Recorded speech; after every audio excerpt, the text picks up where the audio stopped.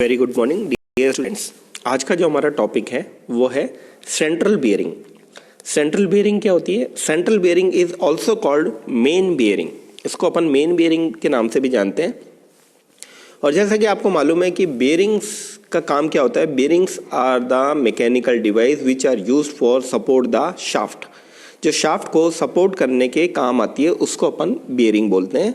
कोई सी भी शाफ्ट है, कोई सी भी चीज़ घूम रही है, उसको सपोर्ट करने के लिए हम डिफरेंट टाइप्स ऑफ बियरिंग का इस्तेमाल करते हैं। तो सेंट्रल बियरिंग भी एक उसी प्रकार की बियरिंग होती है जिसको मेन बियरिंग के नाम से भी जाना जाता है। ये जो बियरिंग है, ये बेसिकली जो मेन इसका पर्पस है वो ऐसी शाफ्टों के अंदर है जो बहुत लंबी होती हैं और स्प्लिट हो रही हों, जो बीच में से ब्रेक हो रही हो, उसको अपन सेंट्रली सपोर्ट करने के लिए इसको काम में लेते हैं। इसी से इसका नाम पड़ा है सेंट्रल बियरिंग, राइट। तो central support bearing are used when the drive shaft is split into two sections. कोई बड़ी शाफ्ट है, ड्राइव शाफ्ट है, वो जैसे कि अपन जानते हैं कि प्रोपेलर शाफ्ट में इसका यूज होता है। प्रोपेलर शाफ्ट क्या है? हमारे फोर व्हीलर के अंदर जो गियर बॉक्स से पावर डिफरेंशियल तक पहुंचती है वहाँ अपन प्रोपेलर शाफ्ट को यूज़ करते हैं। तो वह बहुत ज़्यादा अगर लंबी होती है तो उसको अपन स्प्लिट करते हैं, दो भागों में डिवाइड करते हैं। तो उन दो भागों को जोड़ने के लिए, सपोर्ट करने, जोड़ने के लिए तो अपन कपलिंग का इस्तेमाल करते हैं, लेकिन वहाँ सपोर्ट के लिए अपन सेंट्रल बियरिंग का यूज़ करते हैं। तो central support bearings are used when the drive shaft is split into two sections. It serves as a junction on the drive shaft between the transmission and the differential, allowing the drive shaft to flex. That means ये एक junction का काम करती है। जहाँ junction होता है उसको अपन सपोर्ट करने का काम करती है सेंट्रल बियरिंग।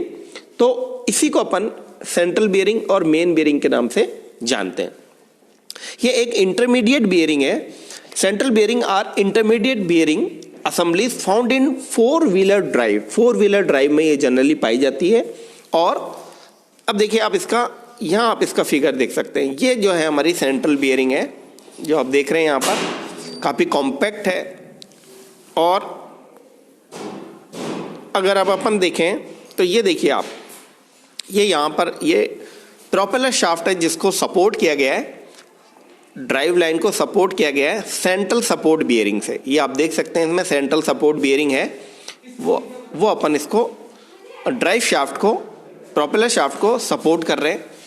जैसा मैंने आपको बताया कि central bearing or intermediate bearing assemblies found in four wheel drive and front engine rear wheel drive. Front engine rear wheel drive में अपन इसको काम में लेते हैं उन व्हीकल्स में। Connecting the front end rear drive shaft, front और रियर ड्राइव शाफ्ट को कनेक्ट करने के लिए अपन भी इसका इस्तेमाल करते हैं, सपोर्ट करने के लिए इसका इस्तेमाल करते हैं। Bearings are more commonly used in central bearings. ज़्यादातर हम एसयूवीज, स्पेशल यूटिलिटी व्हीकल्स और ट्रक्स के अंदर अपन ज़्यादा काम में लेते हैं। Central bearing provides smooth rotation, एक स्मूथ रोटेशन प्रोवाइड करती है, ये सपोर्ट करती है शाफ्ट को, along with the ability to absorb maximum vibration. इसका जो मुख्य उद्देश्य है वो वाइब्रेशन को एब्जॉर्ब करने का है।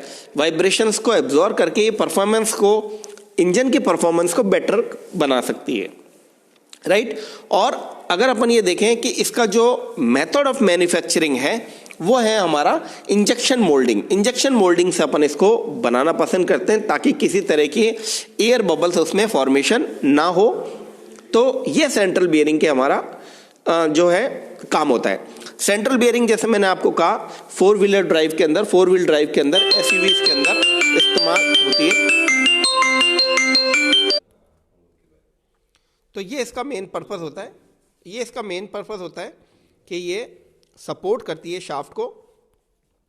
और व्हेन यूज्ड एट और near the centre of the shaft it reduce the whipping tendency of the shaft. ये जो शाफ्ट की विपिंग टेंडेंसी होती है, जो सेंट्रल एक्सिस से आसपास घूमती है, उसको विपिंग टेंडेंसी बोलते हैं, उसको भी ये रिड्यूस करती है और हाई स्पीड पे ये हैवी लोड को सस्टेन करती है। तो ये इसका मेन पर्पस है। जैसे मैंने बताया मैन्युफैक्चरिंग मेथड इसका हम इंजेक्शन मोल्डिंग रखते हैं, जिससे कि किसी प्रकार के एयर बबल्स का फॉर्मेशन इसमें ना हो और ये ज़्यादा कॉम्पैक्ट बन सके। अगर अपन इसके बेनिफिट्स की बात करें, सेंट्रल बियरिंग के बेनिफिट्स की बात करें, तो ये extra protection from dust and water, dust से और पानी से ये एक्स्ट्रा प्रोटेक्शन प्रोवाइड करती है। सीलिंग, इसके अंदर जो अपन ग्रीस भरते हैं वो EP2 ग्रेड की ग्रीस होती है जो अपन इसमें फिल करते हैं।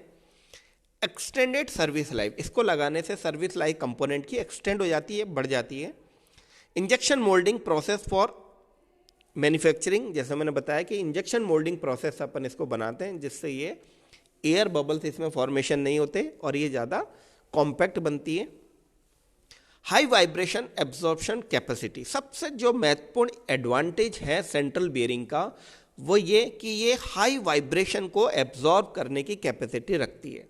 इसमें हाई वाइब्रेशन एब्जॉर्ब होते हैं और जब हाई वाइब्रेशन एब्जॉर्ब होते हैं तो परफॉर्मेंस जो है वो बेटर होता है इंजन का और स्मूथ राइड जो है वो हमारे को प्राप्त होती है। लो मेंटेनेंस है, कम इसमें मेंटेनेंस आता है। नो कॉन्टेमिनेशन, कोई कॉन्टेमिनेशन नहीं होता इसमें ज़्यादा, किसी चीज़ का बाहरी पार्टिकल का कोई कॉन्टेमिनेशन नहीं हो पाता। और no chances of over lubrication, over lubrication के चांसेस इसमें कम होते हैं या ना के बराबर होते हैं। तो ये बहुत सारे हमारे बेनिफिट्स हैं सेंट्रल बियरिंग के। जैसा मैंने कहा आपको कि सेंट्रल बियरिंग मैक्सिमम यूज जो होती है वो हमारी बड़ी शाफ्टों में होती है, जहाँ जैसे प्रोपेलर शाफ्ट है, 4 व्हील ड्राइव की शाफ्ट है, front engine rear wheel drive की शाफ्ट है, उनको जोड़ने के लिए या पावर को फ्रंट और रियर ड्राइव शाफ्ट से पहुंचाने का होता है, वह हम सेंट्रल बियरिंग का ज़्यादा इस्तेमाल करते हैं। और जैसे मैंने आपको बताया कि बियरिंग का जो मेन काम होता है वो शाफ्ट को, रोटेटिंग शाफ्ट को सपोर्ट करने के लिए काम में लिया जाता है। तो मैं उम्मीद करता हूँ आपको सेंट्रल बियरिंग वाला टॉपिक समझ में आया होगा कि किस तरह से सेंट्रल बियरिंग का हम यूज़ करते हैं। और ये देखिए, ये चित्र जो मैंने आपको दिखाया है स्क्रीन पे, ये सेंट्रल बियरिंग को शो कर रहा है, सेंट्रल बियरिंग को बता रहा है कि किस तरह की सेंट्रल बियरिंग दिखने में होती है। तो आप इसको, मैं उम्मीद करता हूँ आपके ये टॉपिक थोड़ा समझ में आया होगा। थैंक यू वेरी मच, बहुत बहुत धन्यवाद।